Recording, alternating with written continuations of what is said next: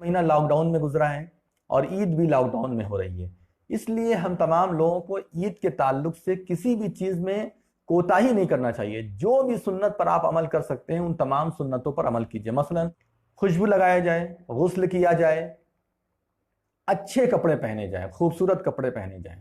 نئے کپڑے پہننا کبھی بھی ضروری نہیں رہا ہے، نہ اس لاک ڈاؤن میں ضروری ہے بلکہ اس میں تو ایسے ہی منع کیا جا رہا ہے، اور اس کے علاوہ بھی نئے کپڑے کوئی ضروری نہیں ہیں۔ اچھے کپڑے، جو کپڑے آپ کے پاس میسر ہیں ان میں سے جو اچھا کپڑا ہے وہ کپڑا آپ پہنیے، یہ اتنا کام کرنا ہے۔ اب اس کے بعد جو ہے مسئلہ آتا ہے عید کے روز ہمیں کیا کرنا ہے۔ عید کے روز صبح فجر کی نماز پڑھنے کے بعد اللہ تبارک و تعالیٰ کی تکبیرات کو بلند کرنا ہے۔ چونکہ عیدگاہ ہم نہیں جا رہے ہیں، اس بار مسجد میں نہیں جا رہے ہیں جہاں پر عید کی نماز ہوتی ہے، وہاں نہیں جا رہے ہیں، تو یہ کام راستے میں جانے کے ہیں، یعنی جب راستے میں جاتے ہیں تو جانے کے وقت جو ہے یہ کام کیا جاتا ہے، اللہ اکبر لا الہ الا اللہ واللہ اکبر وللہ الحمد۔ لیکن چونکہ ہم عیدگاہ نہیں جا رہے ہیں، مسجد نہیں جا رہے ہیں نماز کے لیے، اس لیے جو ہے یہ تکبیرات آپ اپنے گھر میں ہی کہیں گے، لیکن تکبیرات بلند کرنے ہیں۔ جلد سے جلد نماز پڑھنے کی کوشش کیجیے، جلد سے جلد، جیسے اشراق کا وقت ہوتا ہے اسی وقت سے عید کی نماز کا وقت شروع ہو جاتا ہے۔ آپ اپنے گھروں کے اندر بھی وقت پر نماز پڑھیے، یہ نہیں کہ 10 بجے کوئی سو کر کے اٹھ رہا ہے، کوئی 9 بجے سو کر کے اٹھ رہا ہے، یہ کوئی طریقہ نہیں ہے۔ اور جماعت سے نماز پڑھیے، یہ نہیں کہ ایک آدمی الگ پڑھ رہا ہے ایک آدمی الگ پڑھ رہا ہے، یہ اچھی چیز نہیں ہے، سنت کے خلاف ہے، اور اسی طریقے سے اتحاد کے بھی خلاف ہے۔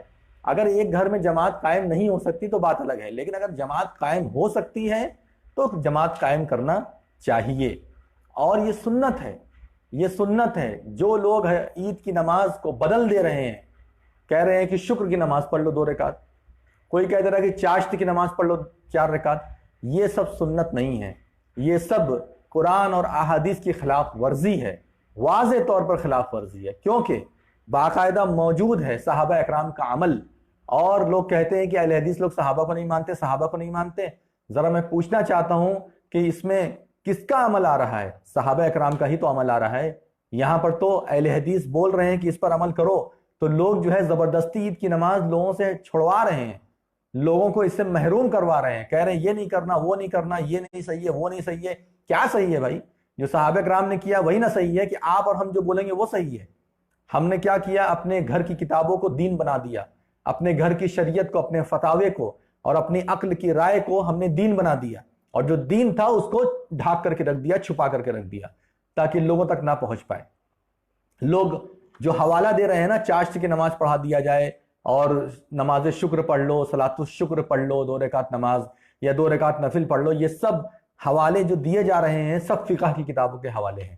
کہیں یہ کوئی آدمی حوالہ نہیں دے رہا ہے کہ یہاں پر یعنی قرآن میں کہاں لکھا ہے، یا حدیث میں کہیں ہے یا نہیں، یا صحابہ اکرام کا عمل ہے یا نہیں، کہیں کوئی نہیں یہ بات کر رہا ہے، جو ہے بس صرف فقہ کی کتابوں کا معاملہ پیش کر رہا ہے۔ تو یہ کیسے ہو سکتا ہے؟ میں آپ کو حدیث پیش کرتا ہوں، جمعہ کی نماز کا دیکھیے بدل ہے، ہم نے ظہر کے لیے کہا تھا۔ عید کی نماز کا کوئی بدل نہیں ہے، لوگ عید کی نماز کو بدل قرار دے رہے ہیں صلاۃ التوبہ سے، صلاۃ الشکر، توبہ تو نہیں میں نے ابھی تک دیکھا، لیکن شکر کے بارے میں ہے کہ صلاۃ الشکر پڑھ لو اور چاشت کی نماز پڑھ لو۔ یہ جو فتویٰ فطوری دیے جا رہے ہیں یہ احادیث کے اندر نہیں آئے ہوئے ہیں۔ حدیث میں کیا آیا ہے وہ میں آپ کو بتا رہا ہوں۔ حضرت انس بن مالک رضی اللہ تعالیٰ عنہ کا معاملہ اس سلسلے میں موجود ہے احادیث کے اندر، میں آپ کے سامنے حدیث پڑھ کر کے سناتا ہوں۔ کان انس اذا فاتہ العید مع الامام، جب انس رضی اللہ تعالیٰ عنہ کی عید کی نماز امام کے ساتھ چھوٹ جاتی تھی تو جمع اہلہ، اپنے گھر والوں کو وہ جمع کرتے ہیں، فصلی بہم، اور اس کے بعد جو ہے وہ ان لوگوں کو نماز پڑھاتے مثل صلاۃ الامام، امام کی نماز کی طرح نماز پڑھاتے۔ یہ کون ہے؟ یہ صحابی نہیں ہے، 10 سال تک رسول صلی اللہ علیہ وسلم کی خدمت کرنے والے، اتنے قریب رہنے والے صحابی رسول علیہ رضی اللہ تعالی عنہ، اتنے بڑے صحابی، اور انہوں نے جو ہے تو غلط ہم لوگوں کو بتایا ہے؟ کیا ان کو شریعت نہیں معلوم تھی؟ انہوں نے اپنے گھر کے اندر عید کی نماز پڑھی ہے مجبوری کے وقت میں، جب ان کی نماز جو ہے چھوٹ گئی اور نہیں پڑھ پائے وہ امام کے ساتھ۔ عید کی نماز کا لوگوں نے بدل قرار دے دیا، کہا کہ صلاۃ الشکر پڑھ لو۔ کون سی شریعت ہے یہ؟ شریعت ہم اپنے گھر میں بنائیں گے، یا شریعت جو ہے جہاں بن چکی ہے وہاں سے ہم لیں گے، قرآن اور احادیث سے لیں گے؟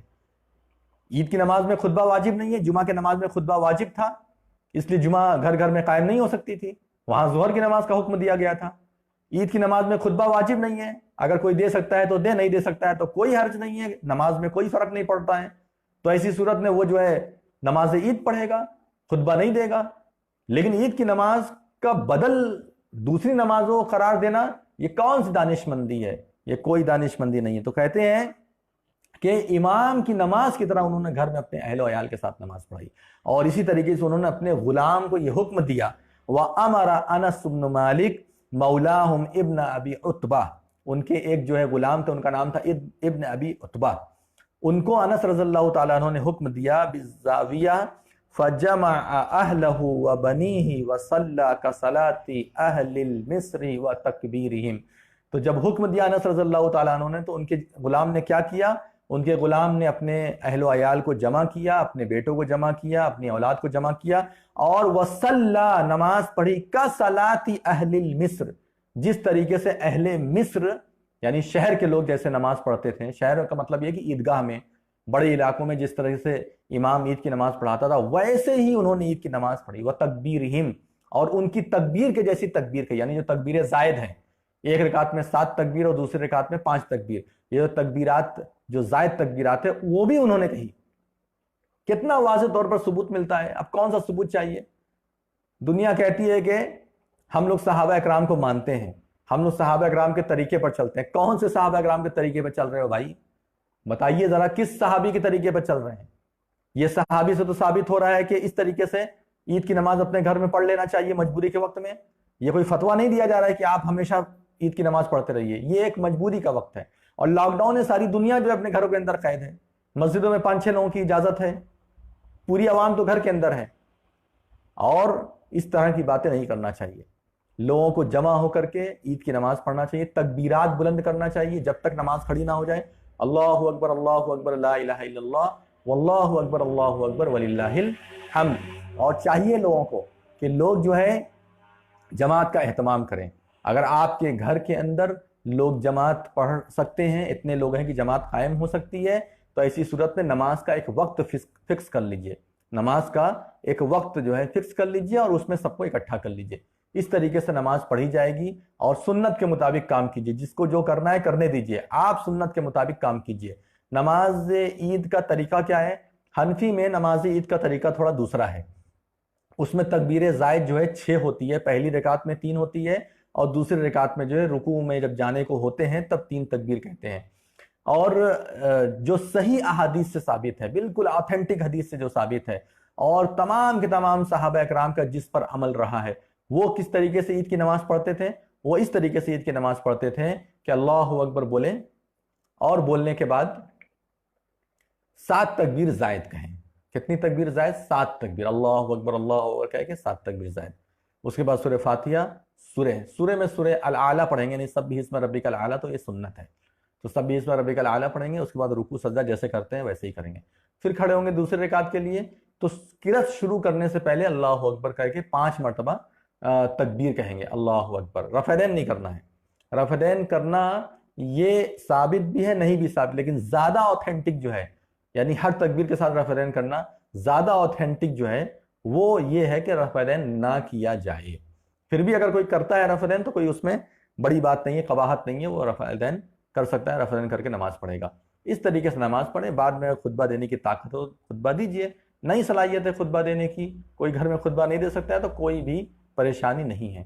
اس طریقے سے آپ عید کا لطف اٹھائیے، عید کی خوشی منائیے۔ اللہ کے رسول صلی اللہ علیہ وسلم نے فرمایا کہ لِكُلِّ قَوْمٍ عید وَهَذَا عِيدُنَا، ہر قوم کی عید کا دن ہوتا ہے اور یہ ہماری عید کا دن ہے، لہٰذا پیر کے روز یعنی منڈے کو آپ جو ہے اپنے گھر والوں کے ساتھ عید کی نماز کا اہتمام کیجئے، اور لوگوں کے فتوے وغیرہ کے چکر میں مت آئیے۔